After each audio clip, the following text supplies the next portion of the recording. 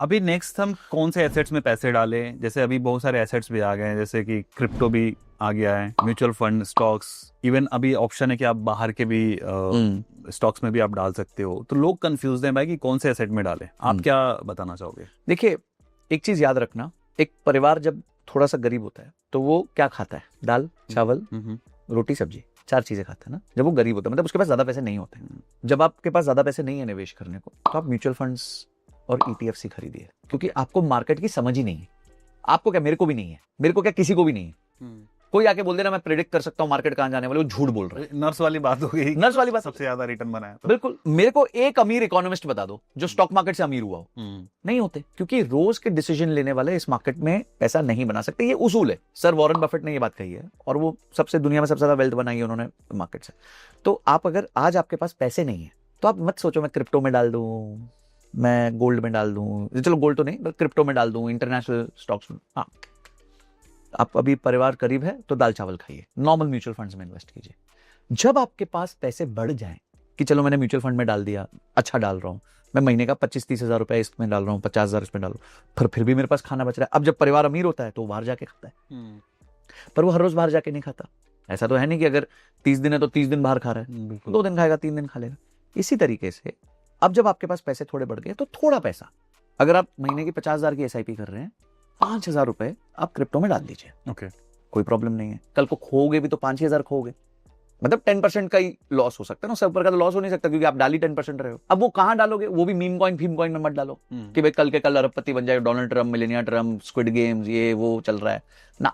बड़े कॉइन्स में डालो, जैसे आपका बिटकॉइन है थोड़े। हाँ, जो स्टेबल है, जिनकी हिस्ट्री है, जिनमें कोई यूज केस है, सोलाना है, इंडिया का पॉलीगॉन है, अच्छे अच्छे कॉइन्स है, डालो ना। क्यों ओवरनाइट आपको रिच बनना है? अच्छा, ओवरनाइट रिच बन के करोगे क्या? पहले ये तो बताओ, पैसे का यूज क्या आपका? फिर से गड़बड़ कर बैठोगे। अभी एक लड़का था पीछे मेरे पास आया मिलने, एमएलएम में काम की, मेहनत करी, ऐसा नहीं गलत कर, 8 साल 9 साल मेहनत करी, अच्छा पैसा जमा किया, पैसा जमा करके क्रिप्टो खरीद लिया राइट टाइम पे, ये डोनाल्ड ट्रंप के प्रेसिडेंट बनने से पहले। Very good. खरीद के 50 लाख के कैपिटल को 2 करोड़ कर लिया।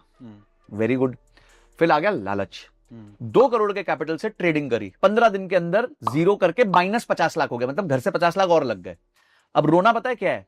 रोना यहां खत्म नहीं हुआ। एक तो 50 लाख घर से घुस गए, अब जो 2 करोड़ है उस पर टैक्स देना है 30%। जो 1.5 करोड़ का प्रॉफिट हुआ था ना, जो 50 लाख से पहले एक 2 करोड़ किया, उस पर टैक्स देना है, क्योंकि जो ट्रेडिंग का वो है लॉस है, वो इसके साथ ऑफसेट नहीं होता। अच्छा, ये भी है। तो अब उसको 1.5 करोड़ पे 50 लाख सरकार को भी देने हैं, 50 लाख घर के साफ हो गए, करोड़ रुपए माइनस लेके बैठा होगा, अब सर पकड़ के बैठा है। क्यों यार, तुमने अच्छा पैसा बना लिया था। यही आपको रिस्क मैनेजमेंट सीखना पड़ता है। इसको क्या करना चाहिए था? 1.5 करोड़ एक्स्ट्रा बना लिया, वो बुक करता, उसमें से 20 लाख रुपए से ट्रेडिंग करता, 10 लाख रुपए से ट्रेडिंग करता, तो बात समझ आ जाती, चलो ठीक है, आपने एक रिस्क ले लिया। क्यों? क्योंकि अब आपके पास पैसे ज्यादा आ गए, तो इसलिए बाहर का खाना खा रहे हो। बराबर। आपको ना लाइफ में स्टैगर्ड, स्टेप वाइज चलना पड़ेगा। मेरी जिंदगी की इन्वेस्टमेंट की थीसिस आपकी जिंदगी से मैच नहीं कर सकती। भाई अपन समझे, मैं आपके पास आया आज और मुझे ब्लॉगिंग के बारे में कुछ नहीं पता था, आपने मुझे एक्सप्लेन किया। क्या आपने मुझे हाई लेवल चीजें एक्सप्लेन करी? नहीं, बिल्कुल बेसिक वाली एक्सप्लेन करी। क्यों एक्सप्लेन करी? क्योंकि मुझे नॉलेज ही नहीं थी। तो क्या मैं आपको कॉपी कर सकता हूं? नहीं कर सकता, क्योंकि आप मुझसे बहुत आगे हो उसमें ना। आपने 9 साल 10 साल लगा दिए उसमें, इतनी निपुण। सेम चीज आपके मेरे केस में होगी कि जब मैं इन्वेस्टमेंट्स की बात करूंगा तो आप ऑब्वियसली सोचोगे कि शुरू में क्या करूं। तो आप प्लीज, अगर आप इन्वेस्टमेंट्स चालू कर रहे हैं तो बेसिक दाल चावल से कीजिए, म्यूचुअल फंड से कीजिए, ईटीएफ से कीजिए, एक्शन लीजिए, देखिए इन्वेस्टमेंट करना होता क्या है, हैबिट डालिए, और उसके बाद धीरे धीरे धीरे धीरे स्टडी करिए एसेट क्लासेस को, और ग्रीड से बचिए। बस इस पूरे गेम में ग्रीड से बचिए, लॉन्ग टर्म में आप जरूर पैसे बना के जाएंगे।